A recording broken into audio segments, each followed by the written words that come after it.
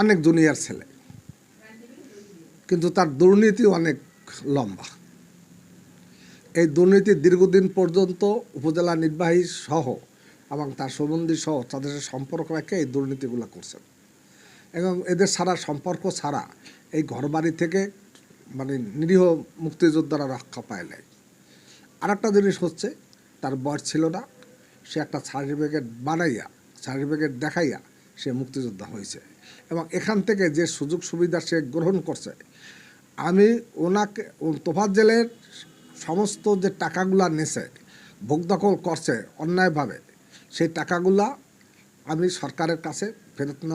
নেওয়ার জন্য আমি আহ্বান জানাই, এবং তাদের যে সুযোগ সুবিধা ভোগ করছে, যে লাভ করছে, সে দুর্নীতি করছে, এই দুর্নীতির বিরুদ্ধে যে কোনো ব্যবস্থা গ্রহণ করার জন্য আমি